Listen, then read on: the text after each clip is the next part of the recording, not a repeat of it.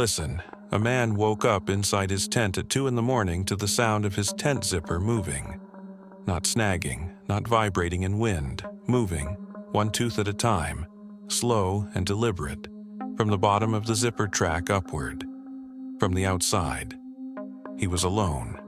He had driven 4 hours to reach a site with no registered neighbors, through a seasonal gate he'd opened with his own code. His truck was the only vehicle at the trailhead. The zipper itself was an old pull-tab style, the kind that requires a finger and thumb to grip. It does not move on its own. He never camped alone again. To understand what he heard that night, you have to go back to the afternoon he turned off the main road. He had not planned the trip for long. 3 weeks earlier, a project he had spent 8 months on fell apart in a single meeting, and the apartment he shared with a woman he had been with for 6 years started feeling like a waiting room. A coworker mentioned an old campsite in the Blue Ridge, remote enough to require a reservation code for the seasonal access gate, cheap enough that he could book it on the same afternoon he decided to go. He picked it partly because the listing said no neighboring sites within 2 miles. That had seemed like a selling point. He stopped for gas about 40 minutes out. The station was the kind with 2 pumps and a cooler full of bait inside, run by an older man who didn't look up from the television. He bought a paper cup of coffee that tasted like it had been sitting since morning, folded his road atlas to the right county, and drove the rest of the way with the radio turned low. By 3 in the afternoon, he was on a gravel access road, and by 3:30 he had found the seasonal gate, punched in the code from the sticky note on his dashboard, and driven through. The site was a flat clearing ringed by second-growth forest, backed up against a low ridge with a gravel service path running along the western edge. There was a fire ring, a steel food cable strung between 2 pines, and a weathered picnic table. That was it. No other tents, no other vehicles. He could hear the wind moving through the upper canopy and, faintly, the sound of a creek somewhere beyond the ridge. Otherwise, it was quiet in the way that cities aren't. A quiet with texture to it, with birds and the creak of branches, but without the constant low hum of people. He set up his tent, a 2-person model he had bought years ago, plenty of floor space, and hung his food bag from the cable. He heated a can of chicken soup on his backpacking stove, ate sitting on the picnic table with his boots off, and let the fire burn down without adding more wood. Around 7, he called his sister. The signal was thin but enough. He told her where he was, more or less, and that he would be back Sunday. She told him to be careful. She said it the way people say it when they mean something ordinary by it. He told her he would, and the call dropped a few seconds after. He read by headlamp until his eyes started sliding off the page. Sometime around 9:30, he climbed into the tent, zipped it from the inside, and lay on top of his sleeping bag with his boots beside him and his flashlight within reach. The night was cool, but not cold. He left the rain fly half open at the foot vent so air could move through. He was tired enough that he expected to sleep immediately. He didn't. The forest sounds kept rearranging themselves in ways his brain wouldn't stop tracking. The difference between wind and leaves and something moving through them. The particular rhythm of branches settling versus branches bending. Around 11, when he had started to drift, he heard it. A single slow crunch from the gravel service path on the west side of the site. One sound, then nothing. He lay still and counted to 30. Nothing followed. The creak was still audible through the vent. No footsteps, no voices, no car, no light. He told himself it was a deer. Raccoons were known to push into campsites after dark. He hadn't left food out. The bag was on the cable, but the fire ring might still carry a smell. He shifted onto his side and closed his eyes. He was closer to sleep when the picnic table made a noise. Not the whole table, one of the benches, the low wooden creak of weight settling onto old boards. One sound, and then silence. He opened his eyes and looked at the tent wall. His flashlight was 6 inches from his right hand. He did not pick it up. He reasoned consciously that if he turned it on and lit up the tent from the inside, he would silhouette himself completely for whatever was standing 12 feet away. He had read that somewhere. He stayed still. The bench made no further sound, but then his water bottle moved. He had left it on the table. He could hear it from inside the tent, not knocked over, not rolling, just the brief, hollow tap of something contacting the plastic. One tap, then nothing at all. He picked up the flashlight. He did not turn it on. He lay with it in his hand and listened to the complete absence of sound outside the tent, which was somehow worse than the sounds had been, and he waited. His breathing was shallow. He was aware that he had stopped making noise, and that outside the tent there was also no noise, and that this meant either whatever was there had left, or it was listening to him the same way he was listening to it. That was when the zipper started moving. He felt it before he heard it, a vibration through the tent fabric, slow and even, traveling upward along the zipper track. Not a snag, not wind, one tooth at a time, from the outside. He did not move. The zipper climbed from the bottom of the door panel, and he watched the gap open in the low darkness, and the sound was so quiet and so deliberate that it took everything in him not to press his back against the far wall. It stopped at 6 inches. The gap sat open. He could not see through it. The angle was wrong, and the dark outside was complete. He could feel cool air entering through it. He waited for the gap to widen, for a hand to appear, for a light, for a voice, for anything that would give the moment a shape he could respond to. Nothing. The gap stayed exactly as it was. 6 inches of open tent door, nothing visible beyond it, and a silence outside that had stopped feeling like peace about 40 minutes earlier. He did not move. He did not call out. He did not reach for the gap to pull the zipper back down, because doing that would have meant putting his fingers within a foot of an opening he did not understand. He lay on his back with the flashlight in his hand, and he waited, and the gap stayed open, and after a while the only question left was whether whatever had opened it was finished, or whether it was waiting for him to do something first. He stayed on his back until his shoulders ached from holding still. The gap did not widen. He watched it the way you watch something you are afraid to look away from, the way you know on some level that the moment you stop watching is the moment something happens. The tent fabric made no sound. The zipper pull hung motionless.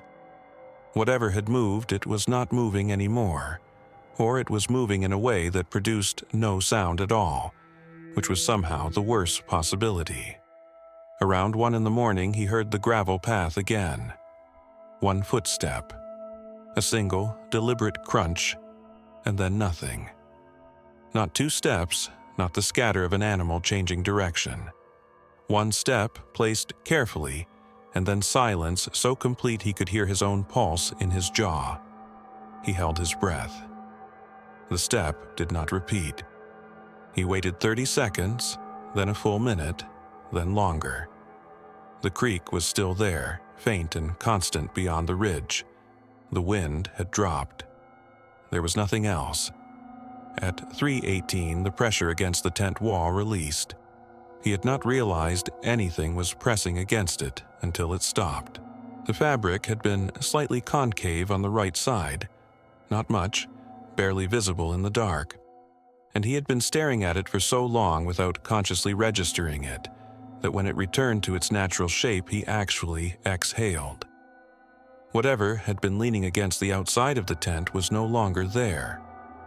He did not open the zipper. He did not check. He stayed exactly where he was, flashlight in hand, and he watched the gap at the top of the door and the shape of the tent wall, and he did not sleep. The night outside stayed quiet in that particular way that had stopped feeling like quiet, and he waited. At 4:47, the sky began to lighten. He knew it before he could see it. The darkness through the tent fabric changed quality, turned from black to deep gray. He gave it another 15 minutes. Then he unzipped the door the rest of the way, slowly, and stepped out. The site was empty. No figure, no animal visible at the tree line. The food bag was still on the cable. The fire ring was cold. The gravel service path on the west side held nothing that the weak early light could show him clearly. His water bottle was on the far edge of the table. He had left it roughly in the middle. It had moved 4 feet, maybe a little more, to the end nearest the tree line. It was upright, cap still on. He stood for a moment looking at it. Then he walked the perimeter of the site, slowly, checking the ground. The soil near the tree line was soft from recent rain, and just inside the tree line, in the mud at the edge of the gravel, he found a print. He crouched down to look at it. It was not a boot print. It was not shaped like any animal track he could clearly identify. The impression was elongated, with 5 distinct points at the front and a broad heel behind, which made it roughly human in proportion. But the toes faced the tent. There were no prints facing away. Whatever had made the impression had arrived at that spot facing inward, had stood there, oriented toward the tent, and the ground showed no evidence that it had left in the same direction. He stood up and looked at the woods. The trees were just trees in the early light. He took a photograph of the print with his phone, then walked back to the tent and started breaking it down. He did not eat breakfast. He did not make coffee. He packed his gear into the truck in about 11 minutes and drove toward the gate. The gate was still locked, still chained. He entered his code and it swung open and he drove through. And before he continued down the road, he stopped and looked back at it. The chain was intact. The padlock was seated. He had the only code registered to that site for that weekend. He had checked the confirmation on his phone the night before, sitting by the fire while the signal was still strong enough. The reservation system had shown no other names. The site had been his alone. There was no other entrance to that clearing that he knew of. The tree line was dense on all sides except the gravel path, and the path ended at the gate. He sat with the truck idling and looked at the locked gate for a little while. Then he put it in drive. He stopped for gas about 40 minutes down the mountain, at a different station than the one from the afternoon before. This one had a woman behind the counter, older, with the particular ease of someone who has worked the same register for a long time. He bought a bottle of water and, without quite planning to, described the general area he had camped in. Not the site name, just the region, the road, the approximate distance from the highway. She went quiet. Not uncomfortable quiet, not the quiet of someone who doesn't know what to say. The quiet of someone deciding how much to say. People don't usually use that one, she said finally. In the off-season. He asked her why. She looked at the counter for a moment. Just easier not to, she said, and reached past him to hand change to the next person in line. He stood there another second or two, waiting to see if she would add anything. She didn't look back at him. He took his water and walked out. He drove the rest of the way home without the radio on. Not because he was afraid of something on the radio. He just didn't turn it on, and after a while he stopped noticing that he hadn't. He told the story to a few people over the following months. Most of them had explanations. Animal, wind, a camper who hadn't registered, the zipper snagging on loose fabric. He listened to all of them. The zipper one never worked because he knew what a snag felt like, and he knew the difference between fabric catching and something gripping the pull tab and moving it deliberately upward, one tooth at a time, from the outside. But he understood why people reached for it. The detail that stayed with him, the one he kept returning to, the one he couldn't set aside, was the gate. Not the print, not the bottle. The gate. Because if someone had been inside that clearing with him, they had either entered through a locked gate using a code they shouldn't have had, or they had come in some other way he couldn't identify, and then left through a locked gate without triggering it. And either way, they had stood at the tree line facing his tent, and they had put their fingers on the zipper, and they had stopped. He looked the site up online about a year later. The listing was gone. Not archived, not marked unavailable. Just gone, as if the site had never been offered. He still camps, just never alone. And before he gets into any tent, his own tent, a friend's tent, any tent, he checks the outside of the zipper track first. He's not sure what he's checking for. He does it anyway, every time, before he gets in. There is another account, and this one came from a woman who still doesn't have a clean explanation for the thing that knew her name. She and her boyfriend were 2 nights into a planned 3-night camping trip, a ridgeline site in the mountains of western North Carolina, the kind of place that takes an hour of hiking to reach and rewards you with sky in every direction, and the sort of quiet that feels earned. They had done this route before. The second night had been as unremarkable as the first. Dinner cleaned up, fire burned to coals, both of them tired in the way that good hiking produces. Her boyfriend stepped away from the fire to the far edge of the site, 30 feet, maybe a little more, into the dark side of the trees.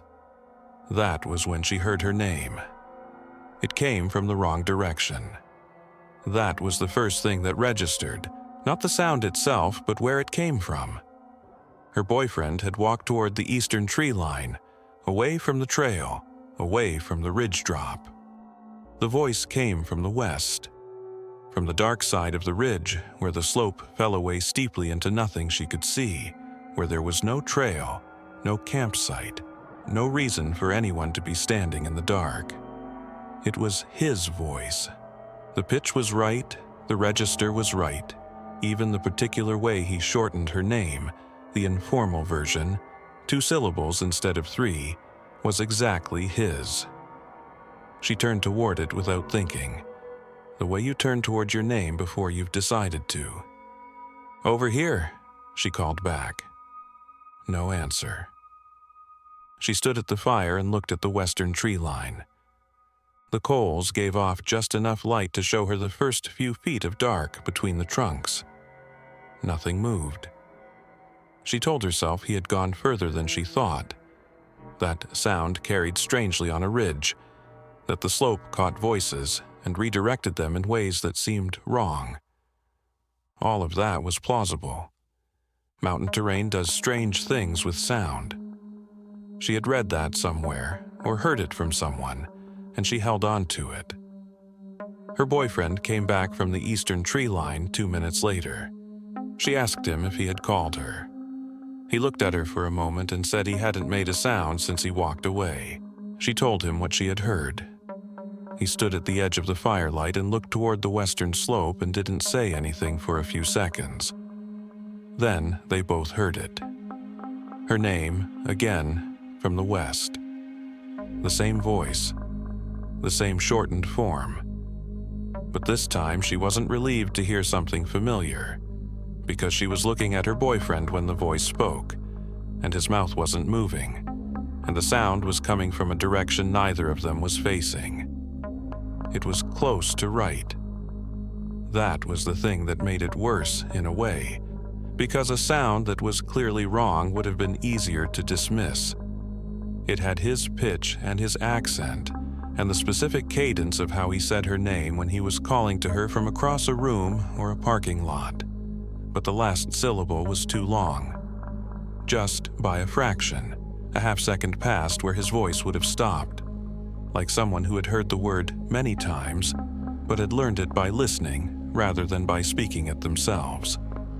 Her boyfriend said quietly, "Don't answer it." She hadn't been planning to, but hearing him say it made it real in a way it hadn't been before, and she felt the cold then, the kind that doesn't have anything to do with temperature.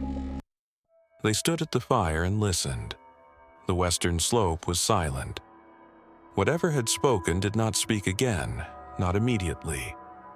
They waited several minutes, long enough that she had almost started to believe it was over, and then it came a third time. Same voice, her name, but from a different position.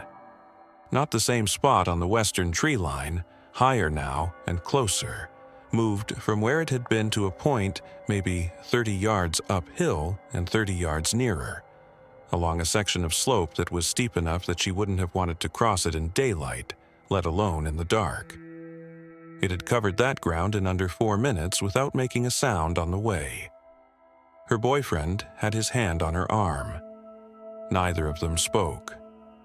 The fire coals were orange and low between them and the tree line, not enough light to show anything beyond the nearest trunks. The slope above them was black. It was then that she remembered what the couple at the trailhead had said. She and her boyfriend had passed them in the parking lot at the trailhead that morning. An older couple, maybe late 60s, unloading their vehicle after what looked like a multi-day trip. They had exchanged the usual pleasantries, trail conditions, weather coming in from the west. And then the woman, not her husband, the woman, had paused while coiling a piece of rope and said, without much preamble, "If something calls your name up on the ridge, don't answer it twice." She had laughed. Not unkindly, just the polite laugh of someone who doesn't know what to do with a piece of advice like that. Her boyfriend had given her a look. They had thanked the couple and kept walking. Standing at the fire now, she counted. She had answered once. Once, before she knew what was doing the calling. She did not answer again. They got into the tent without discussion. They did not fully zip the door. Both of them made that decision simultaneously without saying it, because the sound of the zipper felt like too much noise. And they sat inside with the door open a few inches and their headlamps off, and they listened. The coals outside threw the faintest orange edge along the tent wall. Beyond that, nothing. Around 3 in the morning, she heard footsteps on the ridge trail. Not from the western slope this time, from the trail itself, the established path that ran along the eastern edge of their site. The steps were slow and deliberate, moving from north to south, passing their site without stopping. She counted approximately 20 steps before the sound faded downhill and was gone. Whatever it was, it used the trail. It walked at a human pace. It did not stop at their site. They did not sleep. At first light, they packed and hiked out. At the trailhead, they checked the trail register, the binder in the wooden box at the trailhead kiosk, where hikers sign in with their destination. No entry showed anyone camping above their site.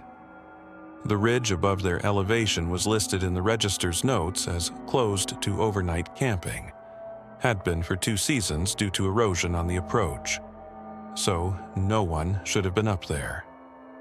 She spent time after the trip researching animal mimicry, ravens, certain species of fox, the documented cases of animals that reproduce human sounds with enough accuracy to deceive at close range. She found accounts.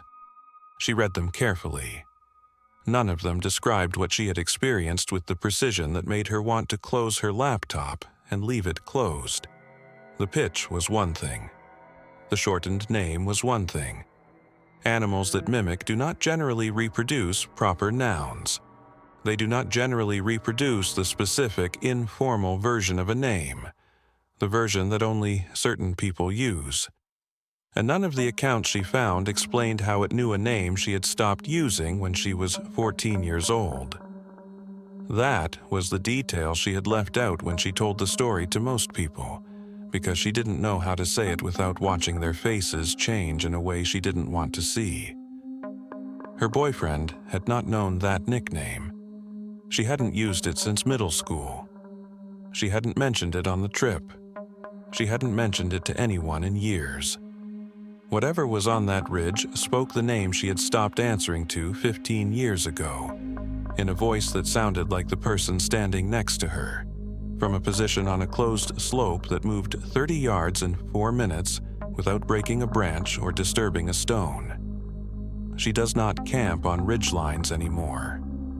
When she is outdoors after dark and hears her name from an unexpected direction, she does not answer. She does not always have a clean reason to give people when they ask why. The reason is a nickname, spoken in the dark, by something that should not have known it. Not every account involves a destination. Sometimes the location finds the person. Two friends driving through the mountains of West Virginia learned that particular lesson on a back road that should not have taken more than 20 minutes to clear, on an evening when neither of them was looking for anything unusual, and both of them found something they still haven't fully accounted for. The road started as a detour. They had been on the highway for 3 hours when the traffic alert came through on the one phone that still had signal. A construction closure, both lanes, estimated delay of 45 minutes to an hour. The driver, a man named Marcus in his early 30s, had grown up in the region and believed, the way people who grew up somewhere tend to believe, that he knew the back way. His friend Derek sat in the passenger seat with an unfinished gas station sandwich on his knee and pulled up the map screenshot they had taken before the signal dropped. The screenshot showed a county road cutting southwest through the ridge, rejoining the highway about 12 miles down. Marcus said he had driven something like it before. Derek said the road on the screenshot looked like it connected.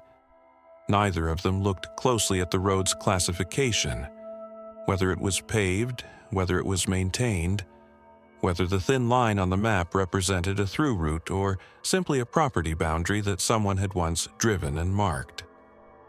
They turned off the highway at the county road sign and drove. For the first 10 minutes, it was fine. Cracked asphalt, one lane. The kind of road that gets resurfaced every decade or so and has been waiting on the most recent round. The ridge came up on their left, and the hollow dropped away to their right, and the evening light was still good enough to see the road ahead clearly.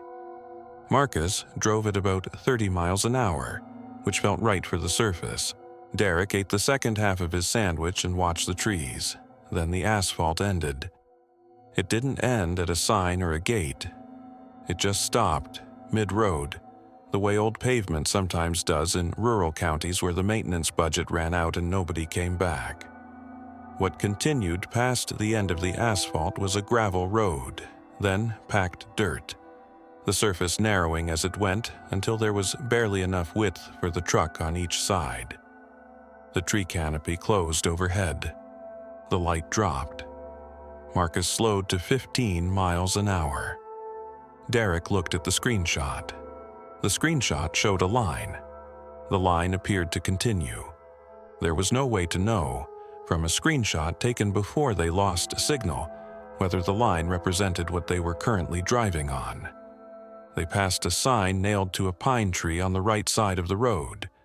Hand-painted, white background, black letters, the paint old enough that the edges had run before it dried.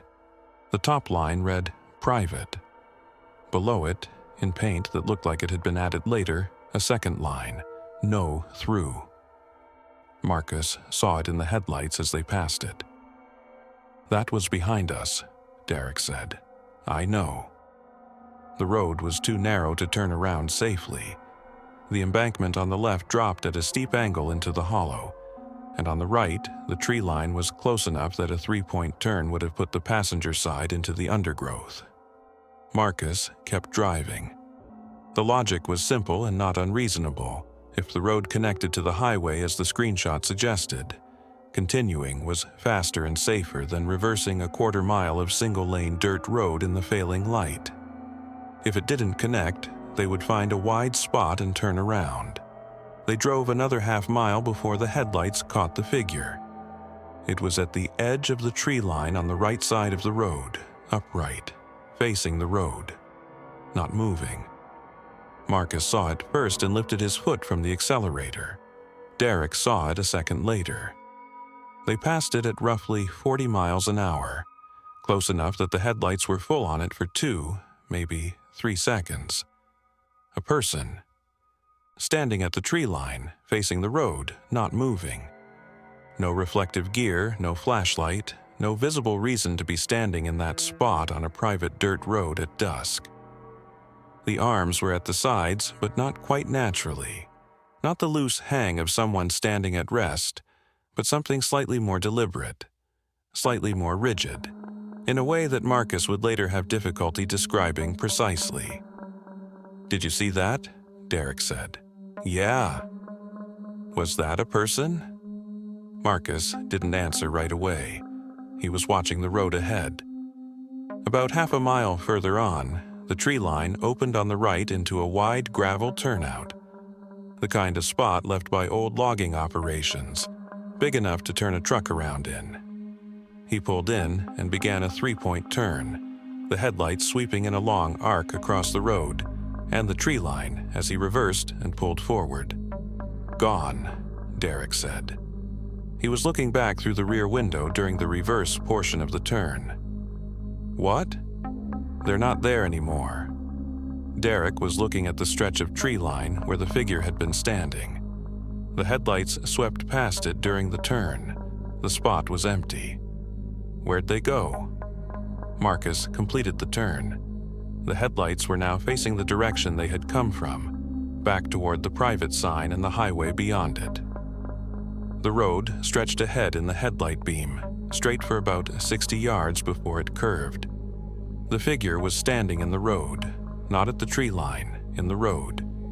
60 yards ahead, in the center of the lane, facing the truck. It had not been there when the headlights swept past 30 seconds earlier. The turnout was behind them, the road was in front, and the figure was standing in it the way a person stands when they are waiting for something to come to them. Marcus stopped the truck. The engine idled. Outside the cab, there was no wind noise, no sound from the hollow below. The woods on both sides were completely quiet in the way that woods sometimes go quiet when something is moving through them. The figure was 60 yards out. The headlights were full on it. It was upright, facing the truck, and it was not moving. At that distance, in that light, Marcus could see the general shape of a person, the height, the posture. But the face was in shadow, the angle of the headlights catching the figure from below and washing the detail out. Derek said quietly, "Go around it." Marcus looked at the width of the road. There was barely enough room, and going around meant passing within 15 feet of whatever was standing there. The road ahead was the only way out. Reversing down a quarter-mile of single-lane dirt road in the dark, with the embankment on one side and the tree line on the other, was more dangerous than moving forward. Marcus put the truck in drive. He began to move forward, slowly. The figure stayed where it was as the truck crept toward it, 30 yards away now, then 20. The headlights lit it fully. The posture did not change. The arms were at those same, slightly wrong angles, and then they were close enough that the width of the road made the choice for them, and Marcus swung the truck to the right to pass, and for one long moment the figure was alongside the passenger window, close enough that Derek turned his head away from it, and Marcus kept his eyes forward and his foot steady on the accelerator. The truck cleared it. Marcus did not look in the rear view. Not yet. He drove forward, accelerating now, watching the road ahead. After 30 seconds, Derek said, "It's behind us." Marcus looked in the rear view then. The road behind them was visible in the red brake light wash. a pale strip between dark tree lines, and in the mirror, at the far edge of what the lights could show, the figure was standing in the road, facing the truck, watching them go. Marcus drove without looking in the mirror again. The road curved, and the figure disappeared behind the tree line. He drove at a speed the road didn't really support, watching for the asphalt, watching for the county road sign, and neither of them spoke until they hit the highway. They were still 40 minutes from where they were going. The highway was lit and wide and full of other cars, and Marcus drove it with both hands on the wheel and the radio off. After a while, Derek looked down at his side window and went still. There was something on the outside of the glass, a smear at roughly shoulder height. Not road grime, not rain streak, a smear with a shape to it. The kind of mark a hand or a face makes when pressed against glass while the glass is moving. From outside the truck, on the passenger window, pressed there while they were driving. Derek looked at it for a long time without saying anything. Then he looked back at the road. Neither of them had an explanation for when it got there. The figure had been alongside Derek's window for less than 2 seconds while the truck was moving. The window had been closed the entire drive. Derek still has the photograph he took at the gas station where they stopped to charge their phones. He has shown it to a few people. Most of them say it could be anything. One of them told him to delete it. He hasn't. Marcus drove the rest of the way without taking any back roads. He has not taken an unmarked county road after dark since that night. Not once, and when his GPS suggests one, he ignores it and stays on the highway regardless of the delay. He does not explain the full reason to people who ask. He says the roads are bad. That part is true enough. What neither of them could account for, the detail that outlasted all the reasonable explanations their friends offered, was the time. A 3-point turn on a 1-lane dirt road, even done quickly, takes a minimum of 30 to 40 seconds. During that turn, the headlights swept the full stretch of road where the figure had been standing. The spot was empty. And when the turn was complete and the headlights faced forward, the figure was 60 yards ahead of them in the center of the lane. To cover that ground through the woods alongside the road, dense second growth, a steep slope on one side, in under 40 seconds, without making a sound on wet leaves in the dark, is not impossible. But it is the kind of not impossible that stops feeling like a category that helps. The smear on the window is the part Derek doesn't talk about in groups. The shape of it, the height of it on the glass, which matched where a face would be if someone pressed it against the outside of the passenger window while the truck was moving at 35 miles an hour on a dirt road. He cleaned it off at the gas station after he photographed it. He used paper towels and the squeegee from the pump, and he did it quickly, and he did not examine it more carefully than he needed to in order to clean it. He replaced the paper towels in the trash and got in the truck, and they drove the rest of the way and did not talk about it until they arrived, and even then only briefly, in the way that people talk about something when they are testing whether the other person will confirm that it was real. Marcus confirmed it. That was enough, and also not enough, and that is roughly where the account has stayed. There is a category of account that arrives not as a single night, but as a slow accumulation, details that only become disturbing once you have enough of them. The woman in the next account reached the end of that accumulation somewhere around 2 in the morning, on her second night in a rented cabin in a rural Kentucky county, standing in a hallway looking at a door that should not have been able to open. Her name has been changed. She asked for that specifically. She said she still occasionally searches the cabin's address online, and she does not want anything connecting her name to it. She found the cabin on a small regional rental platform, not one of the major services, a regional one that aggregates rural properties in the Mid-South. The kind of listings that include scan-quality photographs and descriptions written by the owners themselves. The price was low for what the cabin appeared to offer: 2 bedrooms, a working wood stove, a deep covered porch, 3 acres of private land backing up to a wooded ridge. She booked it for a full week without reading past the first few reviews. She needed the week. The year had been the kind that accumulates quietly and then lands all at once, and she wanted somewhere with no obligations, no neighbors she had to be polite to, and enough silence to remember what she actually thought about things when nobody was asking her. She arrived late afternoon on a Tuesday. The lockbox code was in her confirmation email. No host, no greeting, no car in the gravel pull-off when she arrived. She let herself in. The cabin was comfortable in the way that older rural properties are comfortable, not renovated, not staged, but lived in and functional. Wide plank floors, low ceilings, a wood stove in the main room with a good stack of split oak beside it. The kitchen had a gas range and a percolator and a window above the sink that looked out toward the ridge. The covered porch ran the full length of the front, with 2 rocking chairs and a bulb fixture above the door that hummed faintly when she turned it on, cycling between full brightness and something slightly less before it settled. She unloaded her groceries, lit the wood stove against the evening chill, and made a pot of coffee. She called her daughter before the cell signal dropped to 1 bar. The cabin sat in a shallow hollow and the ridge blocked most of it, and told her where she was and that she would check in when she could get a bar. Her daughter told her to enjoy herself. She said she planned to. She explored the cabin while the stove warmed the room. The printed house rules sheet was on the kitchen table. The usual items: checkout time, trash procedures, firewood protocol, a note about the well pump. Beside it was a guest book, the spiral-bound kind with a cardboard cover, sitting open to somewhere in the middle.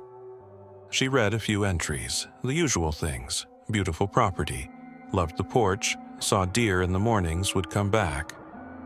The handwriting changed every few entries as different guests came and went. She turned a few pages forward, looking for the most recent entry, and that was when she found the torn page. It was not at the back of the book where unused pages would be. It was in the middle of the used entries, between 2 dated entries roughly 8 months apart. Someone had torn a page out, not cleanly, not from the spiral, but torn from the body of the page itself, leaving a ragged edge an inch wide still attached to the binding. On that ragged edge, in handwriting she could not fully read, were partial words, the left side of lines that had continued onto the now missing page. She could make out 3 fragments. The first read, "Do not." The second, on the line below it, read the back. The third, below that, read after. She looked at the torn edge for a moment. Then she turned to the next entry, which was dated 8 months later than the entry before the gap, and read a perfectly ordinary account of a pleasant, long weekend. She set the guest book back on the table. Old cabins make noise. She knew that going in and the first evening confirmed it. The wood stove caused the walls to tick as they warmed. The porch boards shifted under her weight in ways that varied by where she stepped, and somewhere behind the kitchen wall the pipes produced a periodic low knock when the pressure changed. None of it bothered her. She made dinner, read on the porch until the light failed, and went inside to read by lamplight until she was tired. It was while she was banking the wood stove for the night that she noticed the door. The hallway ran from the main room to the back of the cabin, with the main bedroom on the left and a bathroom on the right. At the end of the hallway was a second bedroom door, or what should have been a door. The frame was there, and the door itself was there, but where the handle should have been there was only a flat plate, the kind used to cover a hole when a handle is removed. And the frame, she noticed, had 2 flathead screws on the outside, the hallway side, inserted through a small hasp and into the door itself. The screws had been added after the door was installed.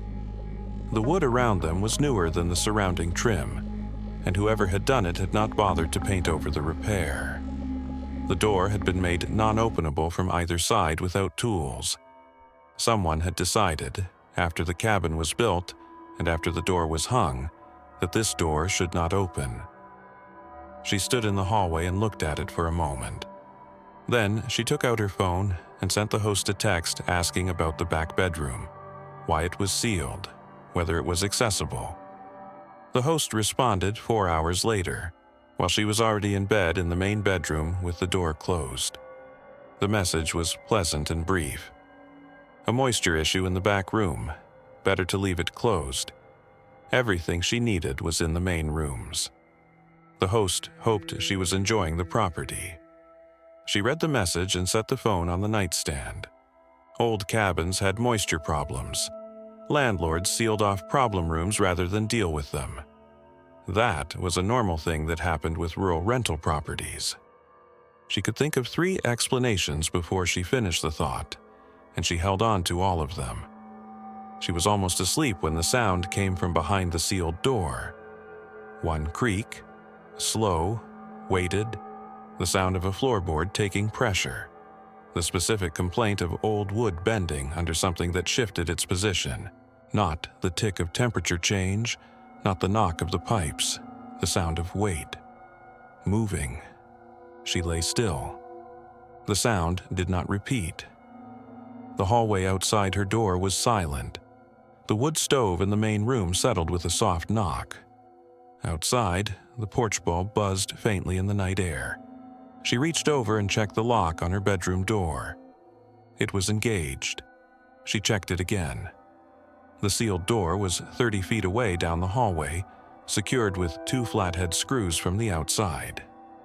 The screws had been put there by someone who had decided, for reasons the host was not sharing, that the door should stay closed. The creak did not come again, but she lay awake thinking about the screws, specifically about the fact that they were on the hallway side of the door. Whoever had sealed that room had done it from outside, which meant they had not been inside the room when they did it, which meant they had sealed something in or sealed something out, and she was lying 30 feet away from that decision in a cabin where the only host communication she had received was 4 words about a moisture issue that explained nothing she actually wanted answered. She woke the second morning feeling the particular exhaustion of sleep that was more like waiting. The wood stove had gone low overnight, and the main room was cool, the windows fogged at the corners. She built the fire back up, made coffee, and sat with it on the porch in the early light, listening to the ridge. A pair of crows moved through the upper canopy. The gravel pull-off was empty. The morning was ordinary in every visible way. She walked the porch perimeter with her second cup, and that was when she saw the ground. The rain had come through 2 nights before. She had heard it on the tin roof during her first evening. A good, soaking rain that had softened the soil around the cabin's foundation. The ground along the base of the cabin walls was dark and receptive, the kind of earth that holds an impression. And in that earth, circling the cabin, were boot prints, not approaching from the gravel pull-off, not leading away toward the road. Circling. A continuous track that ran along the front of the cabin beneath the porch, turned the corner at the east wall, continued along the back, turned again at the west wall, and completed the loop. She followed it all the way around, coffee cup in hand, and confirmed what she already understood by the time she reached the second corner. The prints had no origin point and no destination. They simply circled, as if whatever made them had arrived at the cabin already moving, and had continued moving around it without ever approaching from or departing toward anywhere a person could reasonably come from. She photographed them. She stood at the corner of the cabin and looked at the tree line, and then at the gravel pull-off, and then at the road beyond it, which was empty and still in the morning light. Then she went inside. She looked more carefully at the guest book. She read every remaining entry, front to back, looking for anything that referenced the torn page. Near the back, she found it, an entry from a guest who had stayed 8 months after the gap. A brief entry that read, "In part, I saw what the person before me wrote, and I want to say they were not exaggerating." The entry did not elaborate. It did not say what the previous person had written. It was signed with initials only. She searched online for the cabin listing, using the general address she had from her confirmation email. She found, on a regional hiking and outdoors forum, a thread from roughly 14 months prior. Someone had posted asking if anyone had stayed at a rental property in this county with a sealed back room. 3 people had replied. One of them had attached a photograph. The photograph showed a page from a spiral-bound guest book. The handwriting was clear. She read it on her phone screen standing in the kitchen of the same cabin. It said, "Do not go near the back room after dark. Do not unlock it even if you hear something inside. Do not answer if something in there says your name." She read it twice. Then she set the phone face down on the kitchen table and stood there with her hands flat on the wood. The host's text from the night before was still on her screen. A moisture issue. Better to leave it closed. She walked to the hallway. In the morning light, with the sun coming through the kitchen window and reaching partway down the corridor, the sealed door looked less threatening than it had at night. It looked like what it was, an old door, a modified frame, 2 screws and a hasp. She stood at the hallway entrance and looked at it from there. She did not approach it. She was a former contractor, and she looked at it the way a contractor looks at a problem, assessing, measuring without a tape. The screws were still in the hasp, both of them, clearly visible from where she stood. The door was in its frame, except that the door was not fully in its frame. At the bottom, at floor level, there was a gap, approximately 1 inch. The door was ajar by 1 inch at the base, the gap running the width of the door, the interior beyond it dark. She had not touched the door. She had not touched the screws. The hasp was still engaged. She stood in the hallway entrance and looked at the 1 inch gap and thought about what she knew about door frames, about swelling, about how moisture and temperature differentials caused old wood to shift and bind and release. A frame under enough pressure could push a door open even with a hasp engaged, if the hasp's screws were seated loosely enough, if the wood had compressed in a particular way. She knew that. She ran through it deliberately, the mechanical explanation, the physics of old lumber. But she had been a contractor for 11 years. She had looked at a lot of door frames. The wood around the hasp screws was newer than the surrounding trim. She had noticed it the night before, which meant the screws had been added recently, set into good wood, not into old softened lumber that would compress easily. And the gap at the bottom of the door was not the gap of a frame swelling inward and pushing a door out. A swelling frame pushed a door into its stop. This gap was at the floor, as if the bottom of the door had been pulled toward her, opened from the hinge side, and stopped at 1 inch. She called the host. The host did not answer. She left a voicemail describing the door, the gap, the screws still in place, the fact that she had not touched it. The host texted back 2 hours later, "I'll look into it. The frame swells sometimes." She packed that afternoon. She did not rush.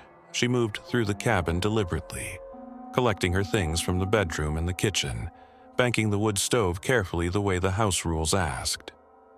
She did not re-enter the hallway. She carried everything out through the main room and loaded her car from the porch.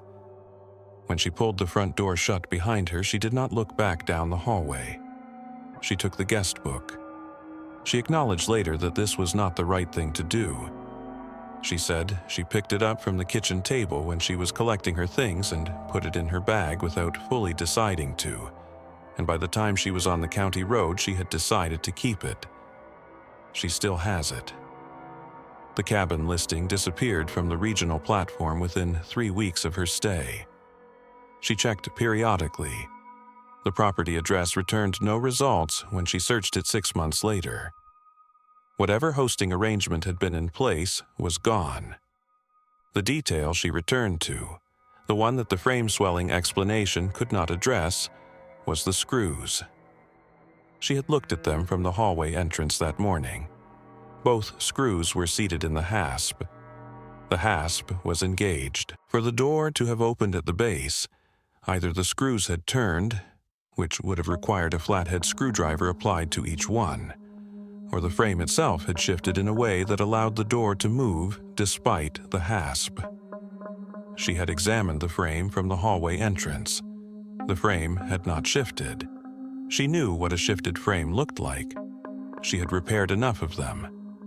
The door had opened. The screws were in.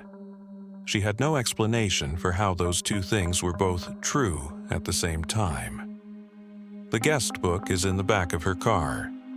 She brought it home with the intention of mailing it to someone who might research the property, a local historical society, a county records office, someone who might know something about the land or the cabin's history.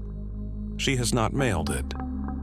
She finds that she checks her backseat before driving at night every time, the way you check a room before you enter it when you're not entirely sure the room is empty. The accounts that carry the most weight are sometimes the ones submitted by people who spent their careers being careful about what they claimed. A retired park ranger submitted the next account through a private form for former federal land employees. He asked that his name and district be withheld. He said he had filed an official report at the time, that the report was logged and archived, and that he had not discussed the incident publicly until he found the forum and decided, years after the fact, that he wanted it recorded somewhere outside the system that had filed it away without follow-up.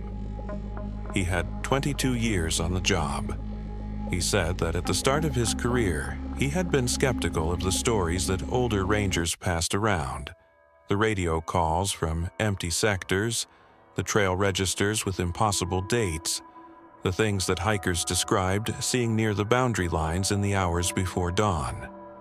He said that by the end of his career he was not exactly a believer in any specific explanation, but that he had stopped being skeptical in the way he once was. The incident in his final season was the reason. He was assigned a solo overnight at a fire tower during a stretch of dry weather that the district had flagged for elevated fire watch. The tower was accessible only by a 4-mile trail. There was no road to it.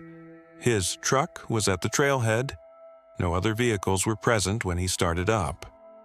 The trail was closed to the public at sundown, and he had confirmed with the dispatch before beginning his climb that no permitted users were on the trail that evening. He was alone on 4 miles of mountain trail, in a fire tower with a view of 3 ridgelines, and this was an assignment he had done many times. He was not uncomfortable. He climbed to the tower cab at dusk, logged conditions, low humidity, wind out of the southwest at 8 miles an hour, visibility excellent, ate a cold dinner from his pack, and settled in for the watch. He checked in with dispatch at 8 in the evening, standard. Checked in again at 10, standard. Everything was routine. The ridgelines were quiet and dark below him, and the stars were good, and he had done this enough times that he knew how to let the hours pass without fighting them.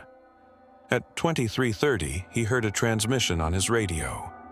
He checked the frequency before he did anything else. That was training. Confirm what you're hearing before you respond to it. The frequency on the display was not the standard channel he had been monitoring all evening. It was a channel he recognized, but not because it was current. It was the frequency his district had used before the equipment upgrade 4 years prior, when they had transitioned to a new radio system and collected the old handhelds, He had helped with that collection. He had carried boxes of the old units to the storage room himself and watched them get cataloged and shelved. The voice on the transmission was calm and professional. It used standard Ranger communication format, a position check request, nothing unusual in the phrasing, the kind of brief functional transmission that gets made dozens of times a day on an active district. But the call sign it used was not a current call sign. It was a call sign from the old system, from the period when that frequency was active. He sat at the desk in the tower cab and listened to the transmission end and did not respond. He contacted dispatch on the standard frequency and reported what he had heard. Dispatch confirmed they were receiving nothing on the retired frequency. The duty officer suggested a rational explanation that was, in fact, rational. An old unit that had been improperly disposed of rather than properly decommissioned, perhaps sold at auction or discarded rather than stored, transmitting intermittently due to battery irregularity or a stuck key. It happened occasionally with older equipment. The officer told him to log it and continue the watch. He logged it. He accepted the explanation.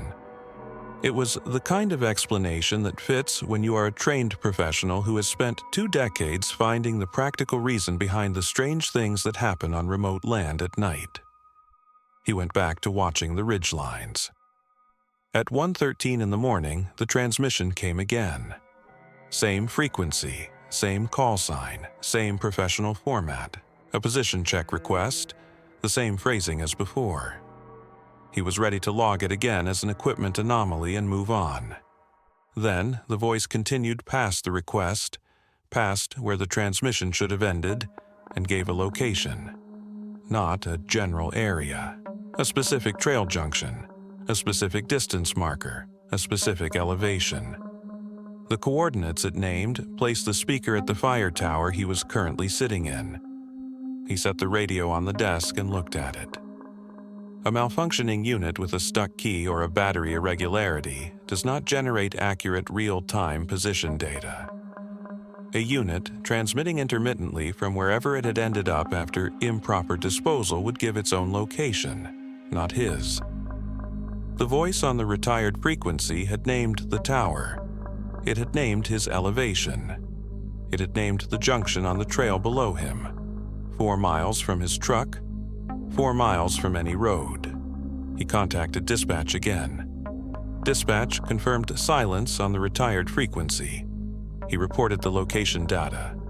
The duty officer was quiet for a moment, then said he would log it and that the ranger should stay in the cab and continue the watch. The officer's tone was the same as before, professional, calm, the tone of someone managing an unusual situation within established procedure. The ranger appreciated that. He used the same tone himself. He did not sleep. He watched the ridgelines, and he kept his standard frequency open, and he did not transmit on the retired frequency, did not respond to it, did not acknowledge it. His training had no specific protocol for this situation, so he defaulted to the nearest applicable rule, which was that you do not respond to unverified transmissions on non-standard channels in the field. He followed that. At 1:30, he heard footsteps on the stairs. The fire tower stairs were exterior, an open metal staircase that switchbacked up the outside of the tower structure to the cab at the top.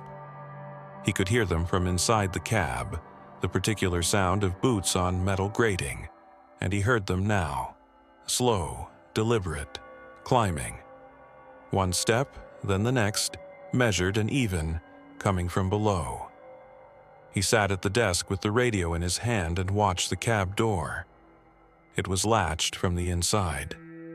He looked at the latch and then at the door, and then through the cab window at the angle of staircase he could see, which showed him nothing, because the switchback put the lower landings out of his sight line. The steps climbed to the first landing. He heard them pause. Then they continued to the second landing and paused again and did not continue. He sat without moving. The latch was engaged. The door was between him and the landing. He listened to the complete absence of further footsteps, and he did not open the door, and he did not call out, and he waited in the way that trained people wait when they are following the correct procedure, and the correct procedure is to stay where you are. Nothing came to the third landing, nothing tried the door. He sat with the radio in his hand and watched the door and the window and the visible section of stair, and the night moved around him in its ordinary way, wind shifting, the ridgelines dark and still, the stars clearing and then clouding over near 4 in the morning. At 3:42, he heard the retired frequency transmit one final time. No position request, no call sign format, just his name. His actual surname spoken clearly in the same calm voice that had made the earlier transmissions. Not his call sign, not his badge number. His last name, the name on his personnel file, the name his district used in formal correspondence. Spoken on a dead frequency from equipment that should not exist in working condition at 3:42 in the morning, in a fire tower 4 miles from the nearest road. He reported it to dispatch immediately. Dispatch logged it. A welfare check message came through on the standard frequency within minutes, and he responded that he was physically fine, which was accurate. He was physically fine. He sat at the desk until the sky began to lighten in the east, and when the light was good enough, he opened the cab door and went out to the landing. The stairs were empty. He descended slowly, checking each landing. On the second landing from the bottom, not the lowest, the second one, he found a boot print in the mud that had collected on the metal grating from overnight condensation. One print, facing upward, as if someone had stood on that landing and looked up toward the cab. The print was oriented toward the tower, not away from it. No prints on the landing above it, no prints on the ground at the base of the stairs. The trail below was undisturbed in the early light as far as he could see. He photographed the print. He descended to the ground, checked the base of the structure, and walked a short perimeter. Nothing. The 4-mile trail stretched downhill through the trees, empty, the morning quiet in the normal way, with birds starting and the temperature dropping before the sun cleared the ridge. He stood at the base of the tower and looked at the trail for a while.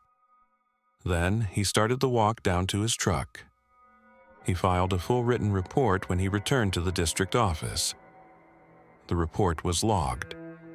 His supervisor read it and noted the equipment anomaly as the likely explanation for the radio transmissions, the same improperly disposed unit the duty officer had suggested. The boot print was noted as a possible unauthorized trail user who had left before sunrise. Both explanations were procedurally reasonable. Neither of them covered all the details simultaneously, but reports don't require that. Reports require documentation, and he had documented everything correctly. A week later, he requested access to the equipment storage room.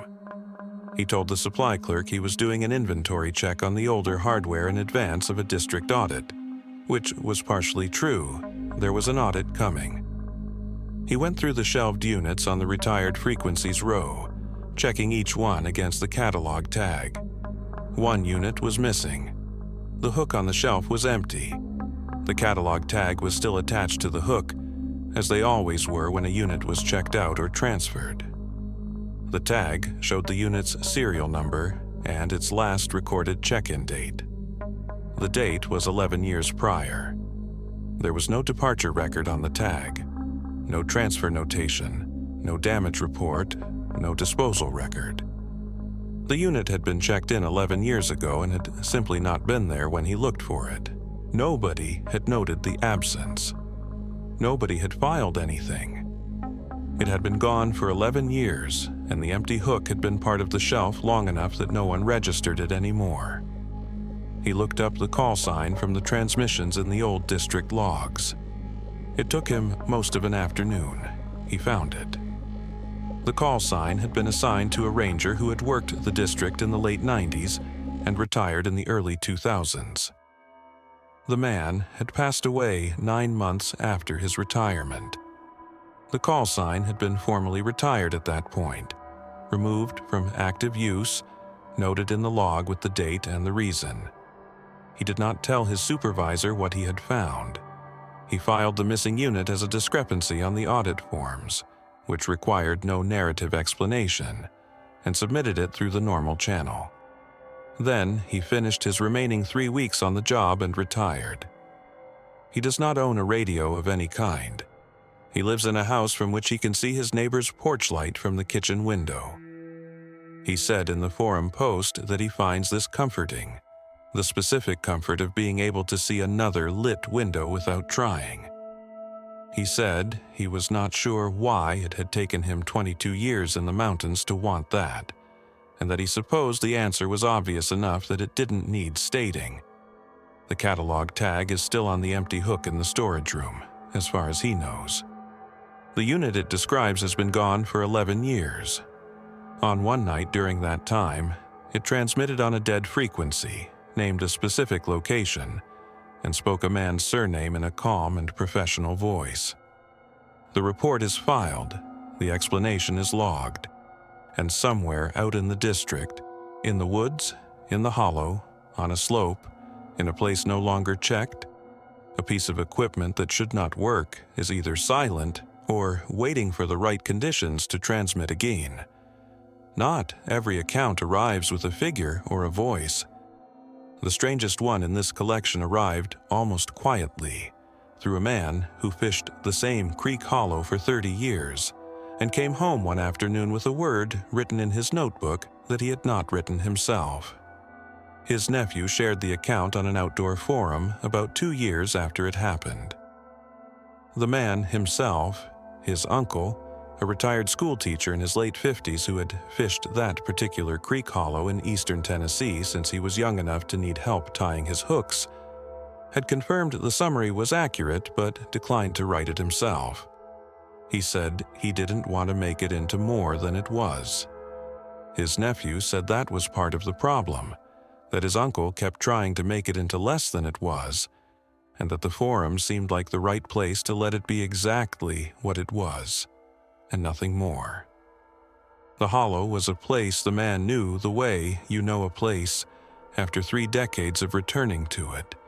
He knew which pools held fish in July and which ones went warm and slow by August. He knew where the hemlocks had come down in the ice storm 12 years back and changed the flow pattern, and how the trout had redistributed themselves in the years since. He knew the sound of that creek the way some people know a piece of music, well enough to notice when something was different, when a note was off, when the rhythm had shifted in a way that had no visible cause. He went alone, always. That was not unusual for him. He had a wife, grown children, a comfortable life in a small city 40 minutes from the hollow. The fishing trips were his alone, not out of secrecy, but out of habit and preference. The particular pleasure of a place that was entirely his own, that asked nothing of him except attention.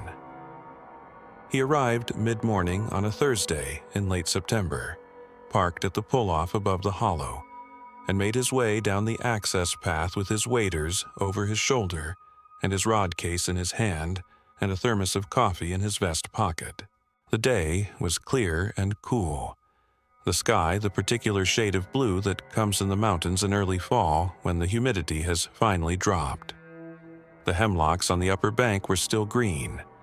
The maples above them were starting to turn. He waded in at his usual spot and fished for several hours. He caught and released 4 small browns and 1 fish large enough that he held it in the current for a moment before letting it go, watching it reorient and hold, and then move back toward the deeper water. He drank coffee from the thermos. He sat on his rock, a flat-topped limestone shelf on the near bank that he had sat on so many times it felt like furniture, and watched the riffle below the deep pool where the creek bent around a root wad. The afternoon was as good as an afternoon gets, in the specific way that familiar good things are better than unfamiliar ones.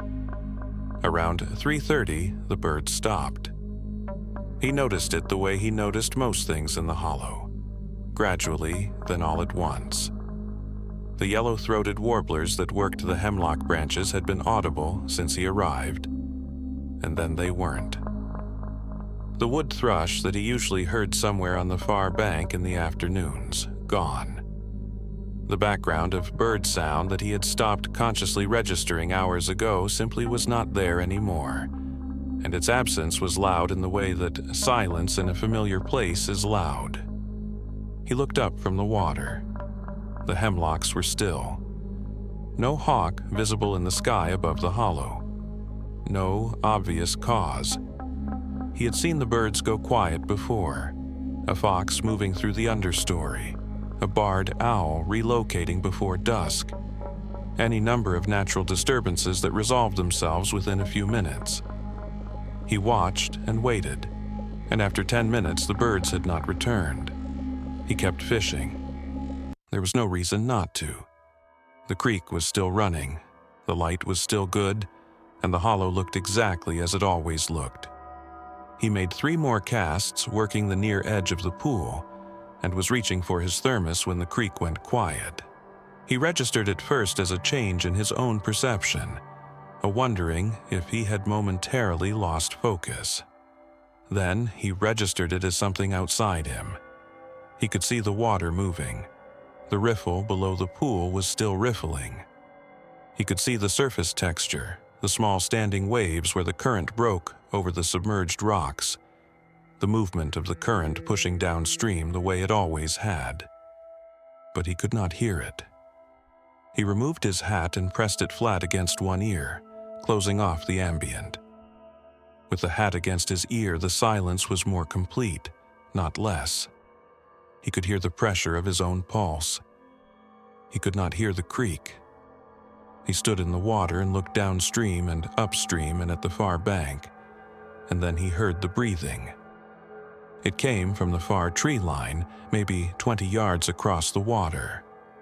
Slow and even, the breathing of something large that was not exerting itself, not panicked, not moving, just present and breathing in the way that a large thing breathes when it is standing still and watching. He could not see anything in the tree line.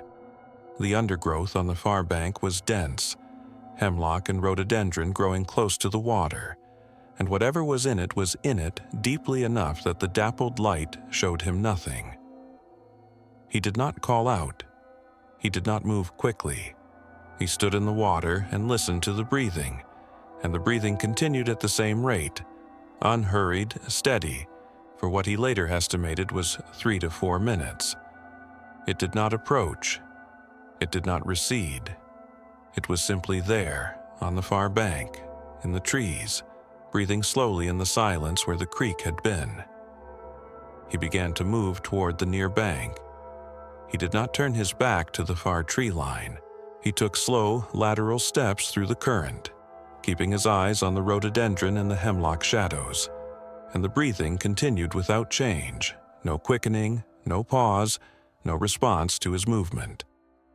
Whatever was producing it was not reacting to him the way an animal reacts to a person moving. It simply continued. He reached the near bank.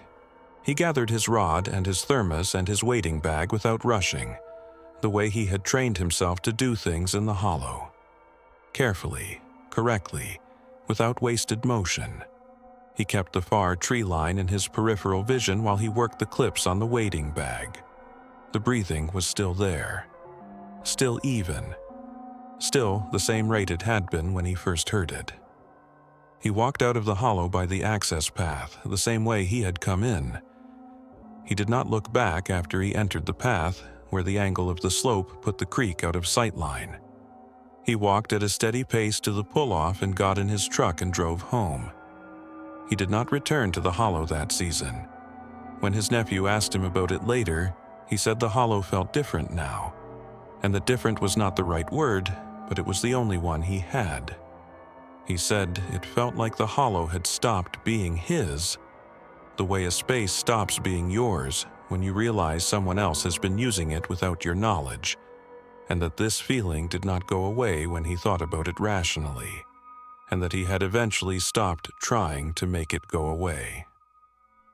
When he got home that evening and cleaned the thermos, he opened his fishing log to record the day. He kept the log in a small notebook in the interior pocket of his vest, a practice he had maintained for years. Date, location, conditions, catches, anything notable. He had made his entries for the morning and early afternoon before the afternoon fish, and now he opened the log to add the large brown he had released and the end time and conditions. Below his own handwriting, in the space below his last entry, someone had written a word. The handwriting was not his. He knew his own handwriting the way you know something you have done daily for decades, and this was not it. A different pressure, a different slant, a different way of forming the letters. Written in pencil, clearly, in the space below his afternoon entry. The word was stay. The notebook had not left his vest pocket. He had been alone in the hollow. He had not set the notebook down on any surface. It lived in the interior pocket and came out only when he was making entries. He stood in his kitchen and looked at the word for a long time. He showed the notebook to his nephew the following week. The nephew photographed the page. He showed it to two people who knew his uncle's handwriting well, his wife and his oldest friend, a man who had received handwritten letters from him for 40 years. Neither of them recognized the second handwriting. Neither of them had an explanation for how it came to be in a notebook that had not left the man's vest pocket during a solo trip to a hollow where he had been entirely alone. He has returned to fishing. The hollow in eastern Tennessee is not a place he goes back to. He does not explain the full reason to most people, because the full reason ends with a word written in a notebook by a hand he has never identified. In a hollow where he heard something breathe through 4 minutes of impossible silence. And most people, good people, sensible people, will reach for an explanation before he finishes the sentence, and he has grown tired of watching them reach. He replaced the notebook. He bought the same brand, the same size, and he keeps it in a different pocket now. The exterior zip pocket on the right side of his vest, the one that closes completely. He is not sure why this feels important. It does, and so he does it. The word stay could mean several things. An instruction, a warning, an invitation, a statement about what something else intended to do. He said he had turned all of those possibilities over many times, and that none of them made the hollow feel like his again, and that he had made a kind of peace with that. Though peace was probably not the right word either. Some accounts need more than one night to become what they are. The last account in this collection arrived from a woman whose family has held land in a southwestern Virginia hollow for generations, and whose grandmother spent the final year of her life making sure the cabin on that land was prepared for something the grandmother never fully explained to anyone who was still young enough to listen. The woman, her identifying details have been changed at her specific request, inherited the parcel after her grandmother's death, 3 months before she drove out to see it. The land had been in the family long enough that nobody still living could say with certainty when it had first been acquired. There were records, a deed with a date in the early part of the last century, but the family's oral history suggested the connection to the hollow went back further than the paperwork. Her grandmother had lived on the property intermittently throughout her life, wintering elsewhere in later years when the road became difficult, but returning in the warmer months with the regularity of someone honoring an obligation rather than pursuing a preference. She drove 4 hours on a Saturday morning, the last 10 miles on a county road that narrowed as it climbed, the last 2 on a private gravel track that her grandmother's written directions described more accurately than any map she could find. The hollow sat at the base of a ridge, with another ridge rising on the opposite side, the 2 slopes creating a narrow channel of sky overhead that was already going amber by the time she arrived in the late afternoon. A small creek ran along the eastern edge of the property. audible from the gravel track before she could see it. The cabin was at the back of the clearing, a two-room structure with a covered porch and a stone foundation, built in the way that things were built in that part of the country when the building had to last because there was no easy way to replace it. She parked outside and sat for a moment with the engine off, listening. The creak, wind moving across the top of the hollow. The specific quiet of a place that has not had people in it for several months. It was a good kind of quiet, she thought. The kind that felt earned rather than empty. She found the padlock key on her grandmother's key ring, the one the lawyer had given her along with the deed. The padlock was on a hasp at the door frame. She worked it open. It took a moment, the mechanism stiff with disuse, and pushed the door, which stuck at the bottom and required a firm shove to open. The smell that came out was cedar and old ash and the particular dry cold of a space that has been shut for months. She went through the rooms. The front room held a wood stove, a table, 2 chairs, a shelf with a small collection of objects, a few books, a folded map, a jar with pencils, a hand-painted tin box. The back room had a metal-framed bed, a small dresser, a window that faced the eastern slope and the creek. Everything was orderly. Her grandmother had been a tidy person, and the cabin reflected that. Nothing left carelessly. Everything in a position that suggested it had been considered before being placed there. It was the threshold she noticed last, because she was not looking for them. The front door threshold had a small jar sitting directly against the interior baseboard. A mason jar, the ring screwed tight, filled with what appeared to be salt. She picked it up and turned it in the late light coming through the open door. Salt, definitely. She set it back down and moved to the back room and found a matching jar at that threshold. The 2 windows she could open had jars as well, one on each sill, pressed against the lower frame. She stood in the back room with the jar from the window in her hand and thought about her grandmother, a woman of deep practical intelligence, not given to superstition in any form she had ever observed. A woman who had taught school for 30 years and kept a meticulous garden and changed her own oil until she was 72. The jars did not fit the woman she knew. And yet, here they were, clearly placed deliberately, clearly recent. The salt was white and dry, the jars clean, not dusty, the way everything else in the cabin was dusty after months of closure. Her grandmother had been here in the spring, when she was already ill. She had driven herself out to the property. The neighbor 2 miles down the road had mentioned this when the family was settling the estate, said he had seen her car on the gravel track in April. She had come out here in April alone, when she was already sick enough that the family had been worried about her driving, and she had placed salt at every threshold and window in the cabin. She set the jars aside, not outside, not thrown away, just moved to the kitchen table, and began unpacking the food she had brought. She opened windows to air the rooms, checked the wood stove's flue, filled the hand pump reservoir in the kitchen from the outdoor spigot. She made a meal on a camp stove she had brought because she hadn't been sure about the cabin's propane situation, and ate at the table in the fading light. She called her daughter before the cell signal dropped below usefulness. 1 bar, sometimes 2, enough for a short call. She said she had arrived, the cabin was in good shape, she would be back Wednesday. Her daughter asked if it was creepy being there alone. She said no, and meant it. The cabin felt like her grandmother, careful and well-maintained, and pointed toward some purpose she did not yet fully understand.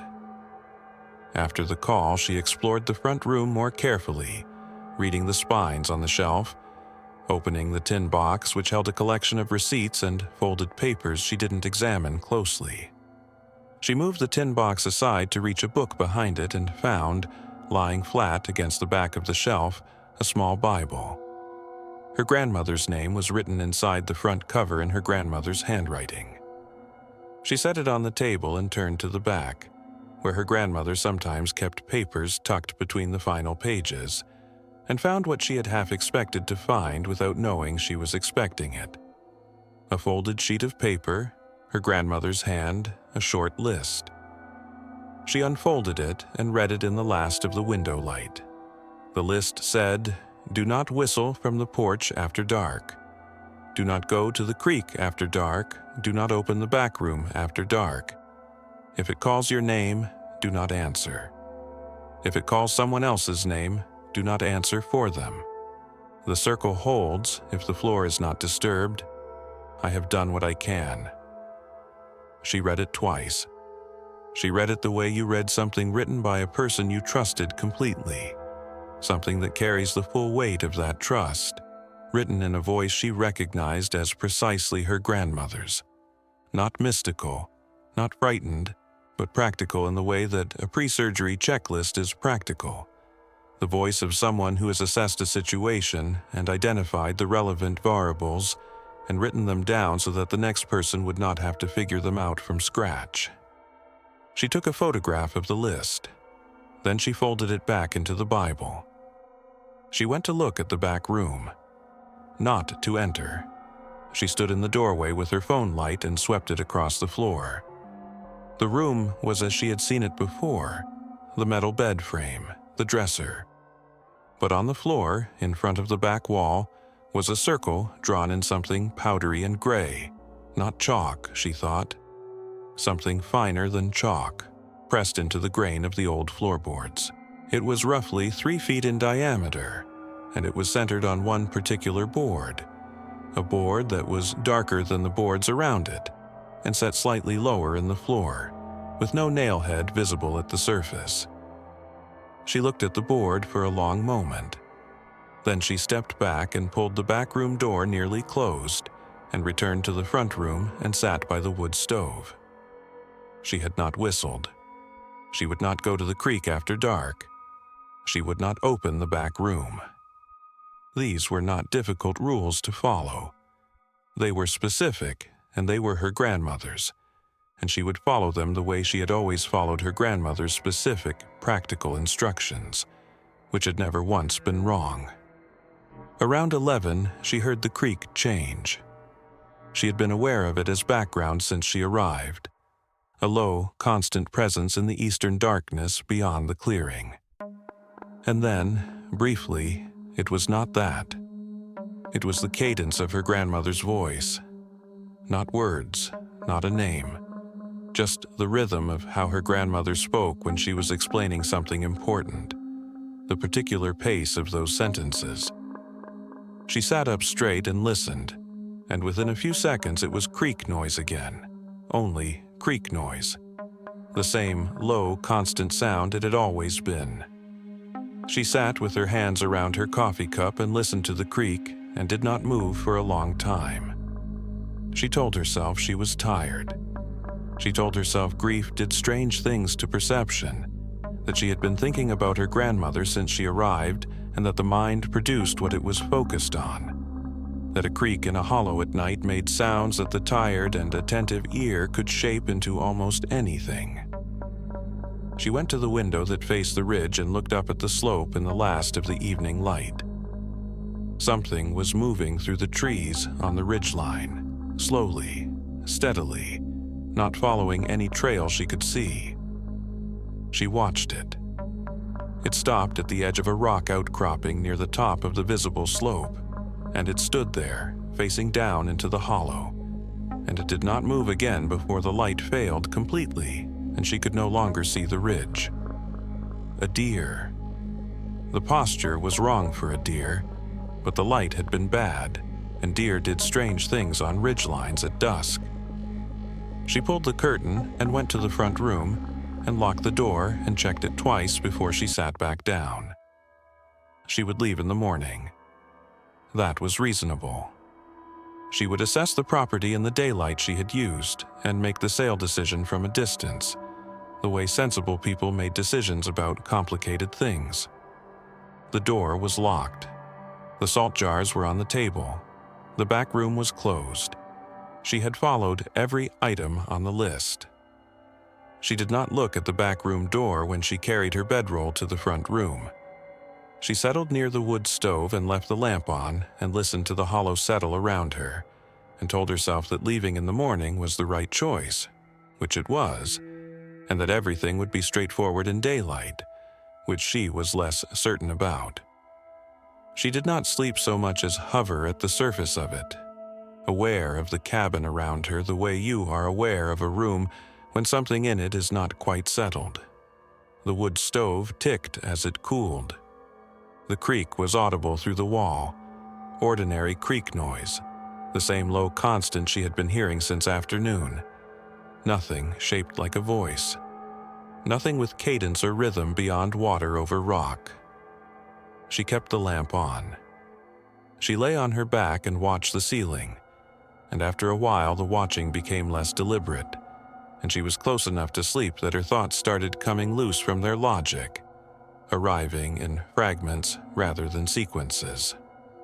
Then the creak changed. She was awake before she had consciously decided to be, sitting up on the bedroll with her hands on the floor beside her, listening. It lasted only a few seconds. The same thing she had heard earlier in the evening, the same rhythm, the specific pace of her grandmother's speech, the cadence of someone in the middle of explaining something that mattered. Not words, not her name. Just the pattern of her grandmother's voice, shaped out of moving water, and then it was gone, and the creak was a creak again. She sat in the lamplight and breathed. She did not go to the window. She did not go to the door. She pulled her knees up and sat with her back against the wall beside the wood stove and waited for the sound to return, and it did not return. And after 20 minutes of waiting, she was aware that she had stopped expecting it to, and was now listening for something else instead, something she could not name. The particular alertness of a person who has understood that the question has changed. Around 11:30, she heard the porch. A single footstep, then a second. Slow, testing the boards. She could hear the specific register of each plank, the way someone's weight moved across the porch when they were walking carefully rather than normally, when each step was placed rather than taken. There was a loose board near the center of the porch, a board her grandmother had always stepped around out of habit, a family detail she had registered without thinking about it when she had walked the porch herself that afternoon. The steps reached the loose board and landed on it. The specific creak of that board, the low, complaining sound it made under unfamiliar weight, filled the front room and then stopped. The steps continued to the far end of the porch. Then she heard the porch stairs, 2 steps descending to the ground, and then gravel shifting once, and then silence. She sat against the wall with her hands flat on the floor and did not move. The porch light was on outside. She could see the thin line of it under the front door, the orange-yellow edge of the bulb's reach.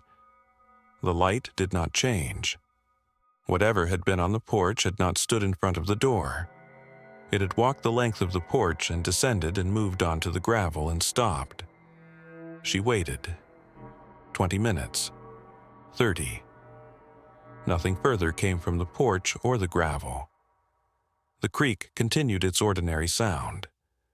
The hollow was quiet in the way it had been quiet when she arrived, the natural quiet of a place where the ambient life was settled and still.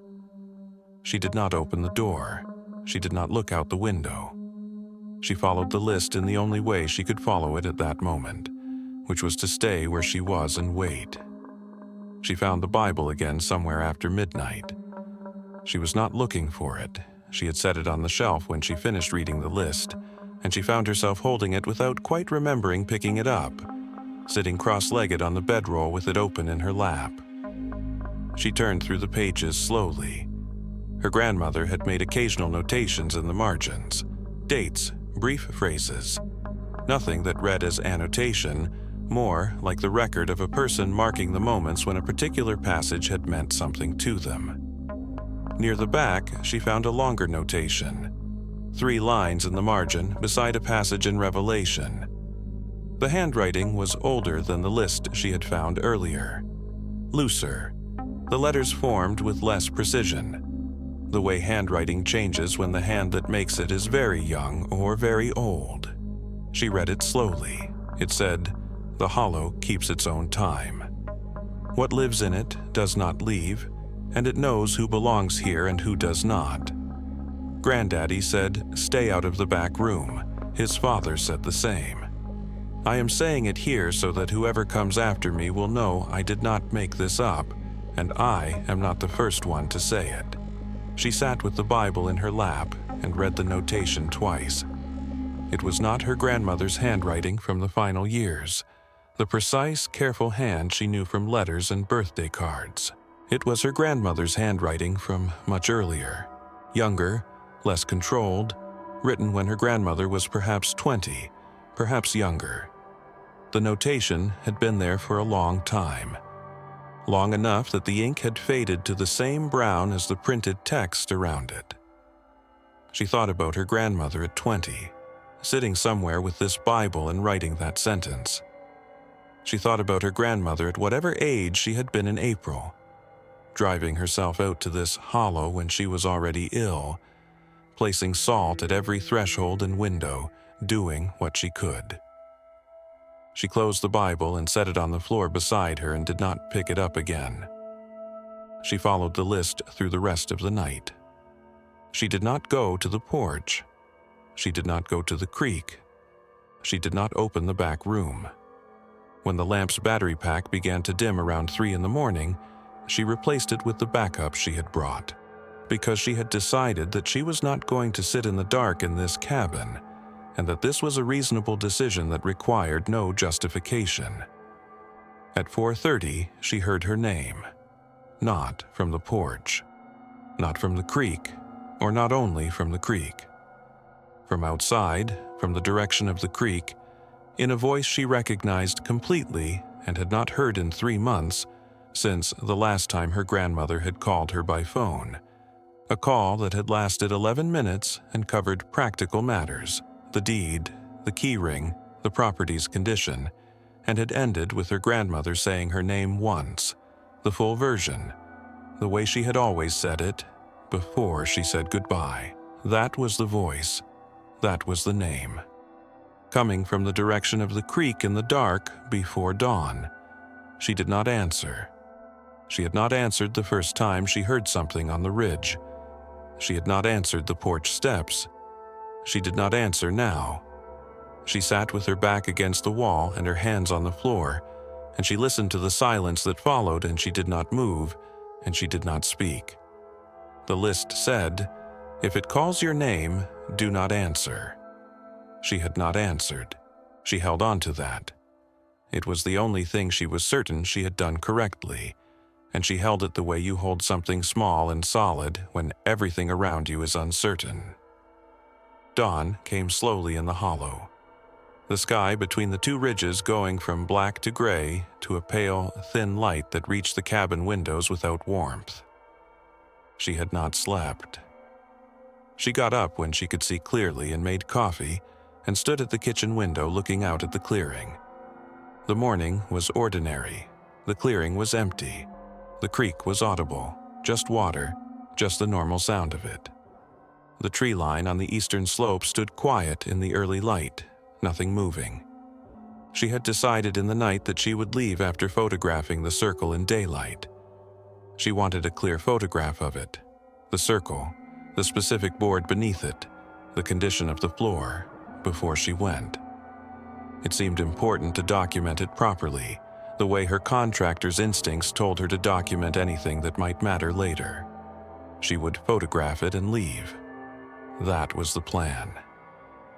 She took her coffee and her phone to the back room doorway and pushed the door fully open with one hand, staying in the hallway.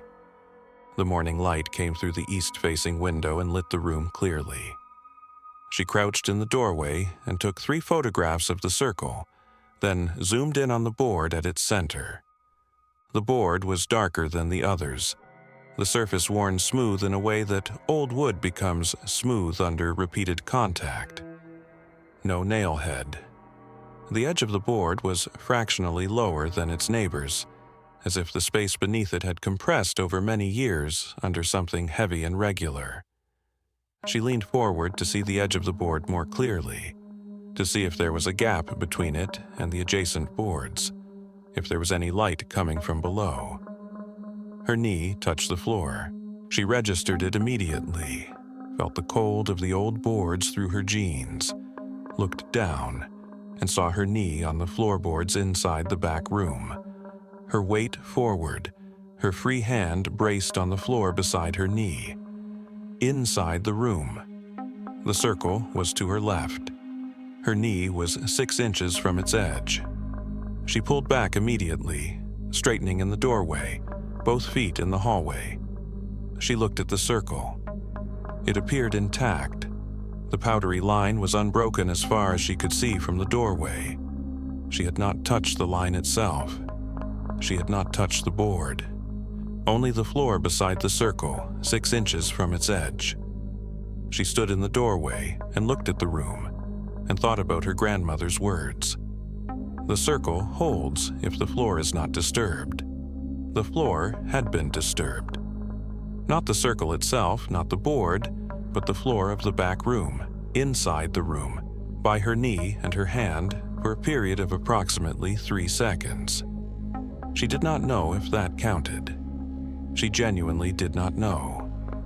Her grandmother's instruction had not specified a threshold, had not said the circle holds if you don't touch the board, had not said it holds unless someone enters the room entirely. It said if the floor is not disturbed. The floor had been disturbed. She pulled the back room door closed. She went to the kitchen and stood at the window with her coffee and looked at the creek. The creek sounded like a creek.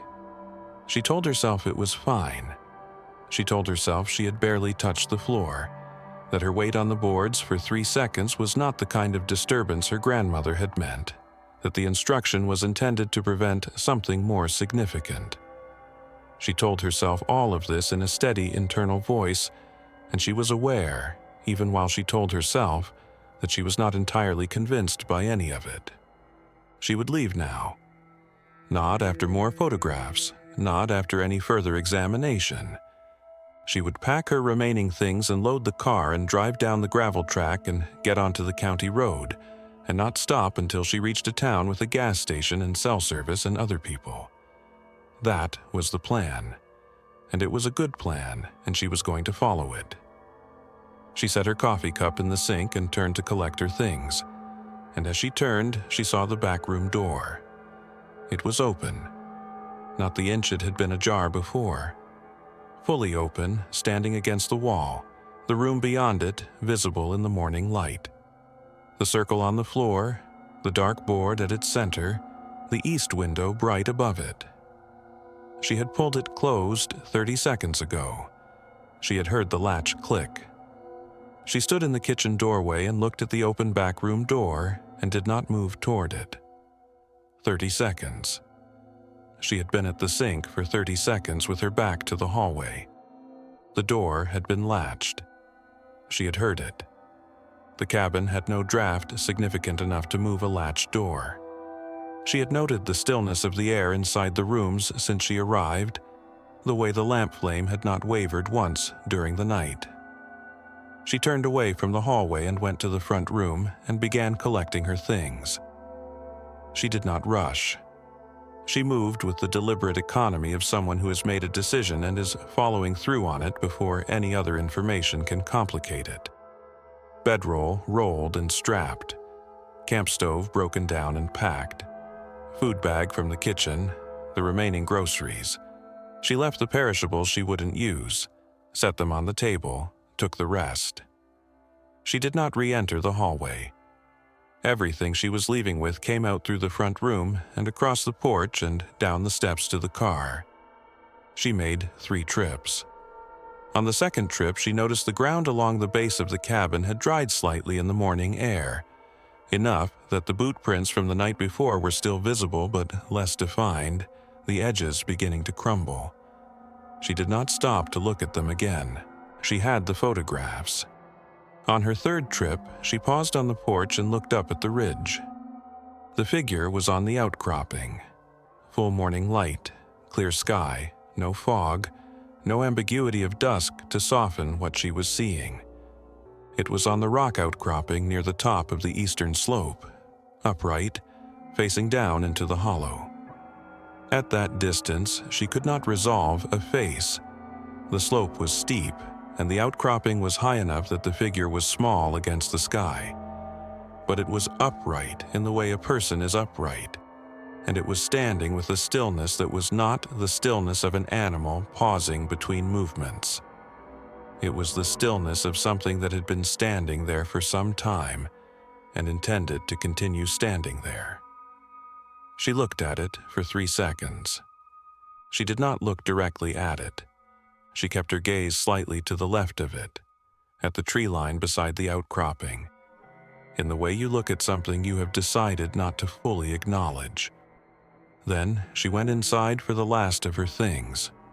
The Bible was on the shelf where she had put it back. She picked it up and put it in her bag. She picked up the guestbook. She had brought it from the kitchen table on her second trip and set it beside her bag near the door, and put that in her bag as well. She picked up the salt jars. She stood with them for a moment, one in each hand, looking at them. Then she put them back on the kitchen table. She did not know why she put them back. It was the decision she made. She went back out to the porch. She did not look at the ridge. She pulled the front door shut behind her and worked the padlock through the hasp and clicked it closed. She stood on the porch with her hand on the padlock for a moment, feeling the cold of the metal, looking at the clearing. The creek was audible. Just water. The clearing was empty. The morning was bright and ordinary in every visible respect. Then the creek said her name. Not the cadence this time. Not the rhythm of speech shaped out of the water noise. Her name, clearly, precisely, in her grandmother's voice. The full version. The same way her grandmother had said it at the end of their last phone call 3 months ago. One time, from the direction of the creek, from the darkness under the hemlocks on the eastern bank. She did not answer. She had her keys in her hand already. She stepped off the porch and walked to the car. She did not run. She kept her pace even and her eyes forward, and she did not look toward the creek, and she did not look at the ridge, and she did not answer the voice, and that was the entirety of her survival plan in that moment. Keep walking. Don't answer. Reach the car. It was a small plan.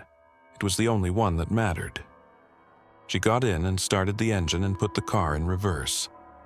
The gravel track ran approximately a quarter mile from the cabin to the county road, narrow enough that reversing it required care even in good conditions, with the creek embankment on the right side and the slope rising on the left. She had reversed it the previous afternoon to orient the car for departure, so she knew the feel of it. She did not look in the rearview mirror. She made this decision consciously, in the moment she shifted into reverse. She had the rearview mirror angled slightly upward during the drive-in, adjusted to compensate for the slope of the track, and she left it where it was. She navigated the track by feel, keeping the right tires back from the embankment edge, keeping the left side clear of the slope. And she watched the side mirrors only at the angles where the track required it, and she did not bring her eyes to the rear view. She did not know what was behind the car. She had decided that not knowing was better than the alternative, and that the alternative was not something she was going to allow herself, and that this decision was correct regardless of what it cost her in certainty. The track took 4 minutes in reverse. She counted her breathing to keep it even. The gravel under the tires was the only sound she focused on, the specific texture of it under the rear wheels, the way it changed from loose stone near the cabin to packed surface nearer the road, the sound of something solid and real that she was moving across towards somewhere with other people, and daylight and distance. The rear wheels found asphalt. She stopped and shifted into drive and sat at the junction of the gravel track and the county road. The road ahead was empty in both directions. Trees on both sides, the hollow falling away behind her. The county road stretching level and paved toward the nearest town.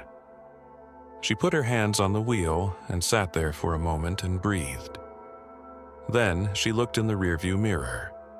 The gravel track behind her was empty. Ordinary.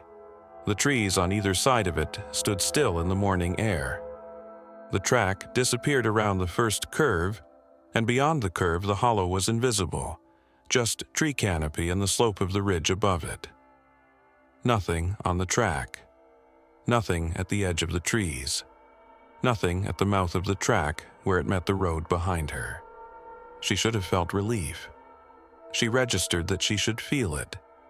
In the same way you register the correct emotional response to a situation, and understand that the registration and the feeling are not the same thing. She looked at the mirror for a long moment. The track was empty. The morning was bright. The creek was no longer audible from here. Almost no longer audible. She sat very still and listened, with the engine idling and the windows up, and she could still hear something, faint, at the edge of perception, from the direction of the hollow. Not water sounds, not wind. The slow, steady rhythm of something breathing. Even and unhurried, the same rate it had held for the full time she had been aware of it. It continued for approximately 10 seconds after she stopped the car at the junction, and then a truck came around the bend on the county road and passed her. And when the truck's engine noise faded, the breathing was gone. She sat for another moment. Then she looked at the back seat. The salt jar was there. Sitting upright on the center of the rear seat, lid on, the white salt visible through the glass. She had left the jars on the kitchen table. She had made 3 trips from the cabin to the car, and she had not carried the jars, and she had not put them in the car, and the car had been locked between trips.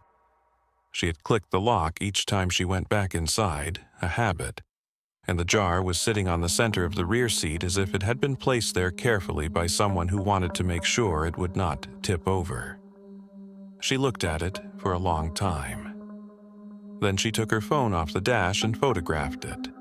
The jar on the seat, the track visible through the rear window behind it. The ordinary morning framing something that was not ordinary. She did not touch the jar. She put the car in drive and pulled onto the county road and drove toward town, and the jar rode on the back seat, upright, lid on, and she checked the mirror twice in the first mile, and then stopped checking because the jar did not move, and she had decided that watching it was not going to answer any of the questions she had, and that having questions she could not answer was a condition she was going to have to learn to manage. There was a diner in the nearest town, the kind with 4 tables and a counter and a woman who had been working the morning shift long enough that she moved through the space without looking at it. She sat at the counter and ordered coffee and eggs and ate with her phone on the counter beside her. And when the coffee was strong enough to think clearly, she found a number for the county assessor's office and called it. The assessor who answered went quiet when she described the property. Not dramatically quiet, not the silence of someone frightened, but the particular pause of someone organizing what they are and are not going to say. He told her she was not the first family member to call about that land recently. Her grandmother had called twice in the final year of her life. He did not elaborate on what those conversations had contained. She did not push him. Some information arrives in the shape of what is withheld, and she understood enough from the pause and the twice to know that her grandmother had been trying to manage something that the assessor's office could not help her with. She spent an hour at the county library before she drove home. The library had a local history room with deed records on microfiche, and she found the transfer by which her grandmother had purchased the hollow parcel outright in the early 1960s. The record was routine except for one handwritten notation at the bottom, added by the transferring party or their agent. It read, Buyer informed of access history. There was no record of what access history meant. No attached document, no referenced file. Just the notation, in a neat clerical hand, confirming that whoever sold the land to her grandmother had told her something about it. Her grandmother had known before she bought it. She had bought it anyway, and built a life around it, and spent the last year of her life driving out to a hollow she could barely reach anymore to put salt at the thresholds and write a list that her granddaughter would find too late to be of any use as prevention. She called a distant cousin that evening, a woman in her 70s who had known her grandmother since childhood. She asked if her grandmother had ever talked about the hollow property. The cousin was quiet for a moment, and then said that her grandmother had mentioned it once, years ago, in the context of explaining why she kept going back. She said that her grandmother had told her the cabin was built to mark the boundary, not to use the land, and that what was in the hollow had been there before the family and would be there after. She listed the property through a land broker the following week. She accepted the first offer, which was below what the land was worth by market standards. She has not returned. She does not know who bought it or what they were told about the access history, and she has decided that not knowing is one of the conditions of being done with it. The Bible is in her apartment, on a shelf. The salt jar is in her car. She drove 4,000 miles in the months after that weekend with the jar sitting upright on the center of the rear seat, and it never tipped, not once, on mountain roads or highway curves or the sharp turn into her parking garage where she had spilled a full coffee cup on the passenger seat the week before. It simply rode there, stable and centered, as if the weight inside it was exactly calibrated for the surface beneath it. She has not brought it inside. She has not thrown it away. She is afraid, she said, that throwing it away would be a kind of answer to a question she does not want to have answered. The word she keeps returning to is stay. Not her grandmother's word, the word from the notebook in the creek hollow, from an account she read on a forum before she ever drove out to the property, an account that struck her at the time as atmospheric and plausible, and which she now reads differently, the way you read something differently once you have stood in the specific situation it describes. Stay. Written by a hand no one recognized, in a notebook that never left a man's pocket, in a hollow where something breathed through 4 minutes of impossible silence. She does not think the word was a warning. She is not sure it was an invitation either. She thinks it was something simpler and less comfortable than either of those. A statement of fact, delivered by something that had been in the land a very long time, about what it intended to do. It was going to stay. It was telling him so. It is still there, in the creek hollow in eastern Tennessee, and in the narrow Virginia hollow with the 2 ridges and the gravel track and the cabin her grandmother prepared with the knowledge that preparation was the most she could offer. It is in the ridge above the campsite where a woman's childhood name was spoken in the dark. It is on the logging road where something covered 40 yards of rough slope in the time a truck needs to complete a turn. It is in the fire tower district where a dead man's call sign transmitted a living man's location at 1 in the morning. Whatever it is, it was there before the families, and before the cabins and before the roads. It keeps its own time. It knows who belongs and who does not. And the only thing that any of these accounts agree on, the single thread that runs from a tent zipper moving in the dark to a salt jar, riding 4,000 miles on a back seat, is that the people who came out of these places alive did so by following one simple rule. They did not answer.